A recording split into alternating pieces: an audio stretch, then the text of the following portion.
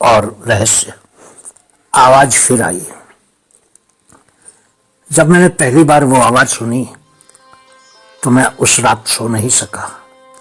वो आवाज, वो क्लिक क्लिक की आवाज, लकड़ी के फर्श पर पुराने जमाने के जूतों की आवाज की तरह। वो आवाज मेरे अपार्टमेंट की इमारत के सामने के रास्ते से आती हुई प्रतीत हो रही थी। वहां कोई लकड़ी का फर्श नहीं था, केवल बजरी और कोलतार थे। जैसे ही मैंने अपनी कलाई घड़ी की चमकीली डायल पर नजर डाली, मुझे आश्चर्य हुआ कि संभवतः सुबह 2 बजे कौन टहल रहा होगा। मैंने फिर से सुना, गौर से अपने छत के पंखे को बंद करने के लिए हाथ बढ़ाया ताकि मैं बेहतर सुन सकूं। क्लिक क्लिक की आवाज चलती रही, जैसे कोई बेचैन आत्मा आगे पीछे चल रही थी। त्वरित छोटे कदम। रात, इस समय कोई अकेली औरत ही हो सकती थी बाहर, नीचे इमारत के सामने के रास्ते पर। क्या वो औरत नहीं जानती थी कि रात के उस समय वहां चलना सुरक्षित नहीं था?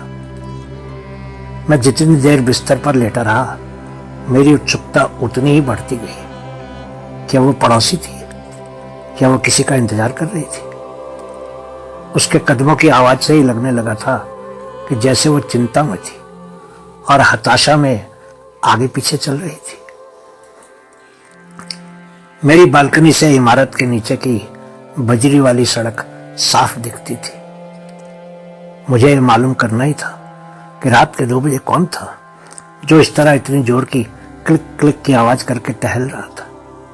मैं उठ बैठा और अपने पैरों को पलंग से नीचे लटका लिया। मेरे नंगे पैरों के नीचे फर्श की टाइलें बर्फीली थी।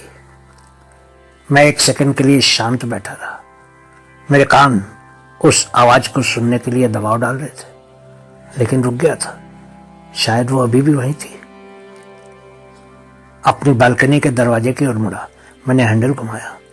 एक झटके के साथ दरवाजे की रबर की परत ने रास्ता दिया और मैंने उसे धक्का देकर खोल दिया। ठंडी हवा के झोंके ने मेरे चेहरे पर प्रहार किया। इसे नजरअंदाज करते हुए मैंने रेलिंग की ओर कदम बढ़ाए। मैं नहीं चाहता था कि वह मुझे जासूसी करते हुए देखे। लोहे की रेलिंग पर आगे की तरफ झुकते हुए मैंने इमारत के सामने के बजरी वाले रास्ते को बहुत ध्यान से देखा। रात अंधेरी थी, लेकिन मुझे लगा कि मैंने फ्यूज हो चुकी गली की बत्ती के खंभे के पास एक छोटी सी आकृति खड़ी देखी। वो अस्वाभाविक ढंग से स्थिर खड़ी थी, अंधेरे से घिरी। मैंने खुद से कहा कि वो शायद किसी का इंतजार कर रही थी। मुझे कुछ अजीब सा महसूस होने लगा। भय भी था। वो मुझे देखती इससे पहले ही मैं अपने फ्लैट के अंदर चला गया।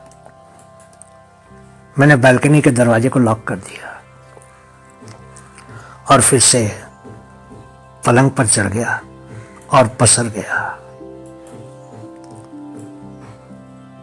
जैसे ही मैंने रजाई में घुसकर रजाई को अपने सर के ऊपर तक खींचा, मुझे अपना दिल बहुत जोर जोर से धड़कता सा लगा।